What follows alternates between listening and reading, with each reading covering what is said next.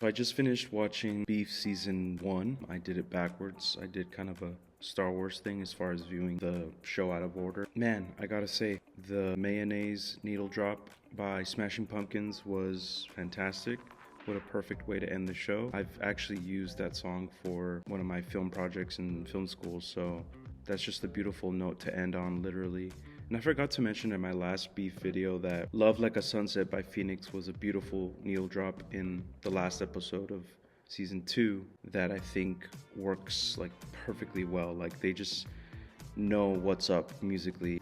Whoever was the music coordinator or supervisor or whatever it's called for both seasons is a genius. The songs always hit at the perfect time for the perfect feeling, and it's just all around beautiful musical choices. But yeah, season 1 of Beef has 10 episodes. Each episode is about 30 minutes long. There's very subtle and slight everything everywhere all at once vibes to things. Like for example, if you've seen Everything Everywhere All at Once, there's a scene where two rocks are having a conversation with each other, and there's kind of a similar scene like that in the last episode where two crows are having a conversation. The fact that they found a way to incorporate those crows in the story, it's very, very brief. Trust me, it's not an important scene at all, but it's just very random and kind of like, what if, it makes me wonder, like, what if animals do kind of communicate with each other about humans, and they gossip, and they, you know, that's why they like screech, or that's why they make noises. That's why certain sounds come out of their mouth, because they're complaining about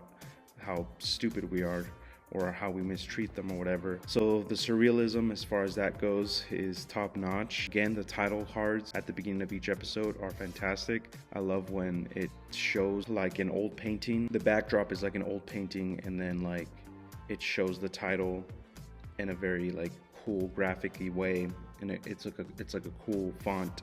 It's like a very aesthetic font, and then the music that's playing just cuts off out of nowhere, and then, you know, when like music just cuts off and then it goes to the next scene. I love when movies and shows do that. It's fantastic. This show goes to show you that, you know, road rage is a real thing, and one thing can definitely lead to another. And honestly, if it weren't for that road rage scene in the very beginning of the season, a lot of things, or maybe not even a single thing, would have transpired. It really does show the whole domino effect of life. I like how season 1 definitely focused on the escalation of things more than anything. The guy who played Isaac was a terrible person. He was really good at making it seem like he had Danny's back the whole time, but, you know, he was just a selfish bastard. But his character was really, really funny. I think it's played by David Cho, the Cho brothers.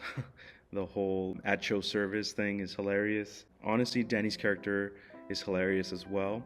He's always yelling the whole entire show, and the Christian worship stuff was very on point to Danny having like a come to God kind of moment, an emotional moment, but it's all just feeling based. It's all just kind of, you know, using religion to kind of cope with past trauma or current anxieties that you're probably experiencing in your life, and using God kind of as a cope. That kind of idea was used really well and really smart and very like tongue-in-cheek, or I guess like kind of a social commentary on religion. And the last episode was probably the best one. Episode 10, there's a point where Danny and Amy, who again did a wonderful job, that actress is amazing, they like switched bodies briefly. They were having like a hallucinogenic, they were basically tripping out on these elderberries that they had consumed. I like how the whole final episode was spent in the desert. I think that, you know, that's such a beautiful way to wrap up the season. But it was super trippy, super philosophical, and it really got me thinking about a lot of things in my own life, and how we should all appreciate life and not let things get to us. And, you know, love is a powerful thing. It's good when you share love with other people that you don't know. I mean, sometimes, you know, family needs love, but also strangers need love, and it's good to remember that. So great experience. I love it. 10 out of 10.